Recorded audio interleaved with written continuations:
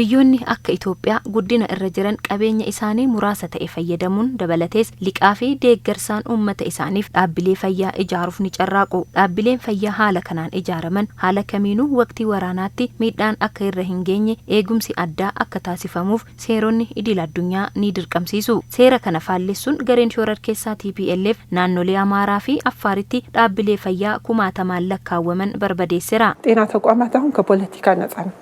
dhaabbileen fayyaa siyaasa irraa bilisadha. Dhaabbileen fayyaa seera idil addunyaatiin kan kabajamanidha. Diinas michuus wallaanuudha.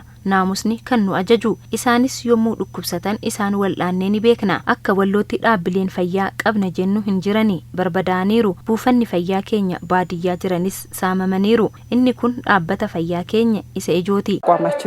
Sadarkaa idil addunyaatti tajaajilli fayyaa haqa qabeessummaan ilmaan namaaf akka walgahu kaayyeeffate kan hundaa'e dhaabbanni fayyaa addunyaas ta'e qaamoleen mirga namoomaaf dhaabbanne irra jedhan biroon dhimmicha maalna dhibeedhaan ilaaluun isaanii ammoo yakkicha eeyyamni idil addunyaa kan kennameef fakkeessera. Erga hundaa'e waggoota 60 kan lakkoofsise waldaan ogeeyyii fayyaa Itoophiyaa kaayyoo hundaa'eef keessaa tokko lammiileen tajaajila fayyaa haqa qabeessa akka argatan dandeessisuudha. Mancaatiin dhaabbilee fayyaa waldicha gaddisiiseera jedhan pirezidaantiin waldichaa Dr. Tagbaar Yigzaaw እንደ ሕክምና ማህበር እንዲሁም ከሌላው ማህበረሰብ የበለጠ akka waldaa ogeeyyii fayyaatti garmalee gaddinee jirra. Sababni isaa jalqabuma hawaasni keenya tajaajila fayyaa qulqullina qabu argachaa hin jiru.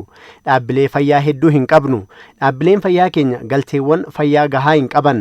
Dhaabbilee fayyaa ijaaruuf maallaqa hedduu fi yeroo dheeraa fudhata. Kanaafuu dhaabbilee fayyaa kana dhaabuun keenya tajaajila fayyaa qulqullina qabu akka hin arganneef mirga isaa sarbeera. Kun ammoo kallattumaan fayyaa hawaasaa irratti miidhaa fida. Gochi gareen shororkeessaa TPLF dhaabbilee fayyaa irratti raawwate seera addunyaa dhaabbileen fayyaa haala kamiinuu miidhaan akka irra hin geenye jedhu kan cabse ta'us Dr. Tagbaar himaniiru. በሕክምና ካየነው በዓለም አቀፍ የሕክምና ማህበር akka seera naamusa fayyaa idila addunyaattis ta'e akka Itoophiyaatti dhaabbileen fayyaa eegamuu qabu. Waqtii waraanaallee yoo ta'e ogeeyyiin fayyaa diina isaanii michuu isaanii irraa osoo adda hin baaseen walqixa wal'aanuu akka qaban ni dirqisiisa. Kanaafuu waraanaan dhaabbileen fayyaa tuqamuu hin qaban. Sababni isaa dhaabbileen fayyaa dhala namaa kamuu walqixa kan tajaajilanidha.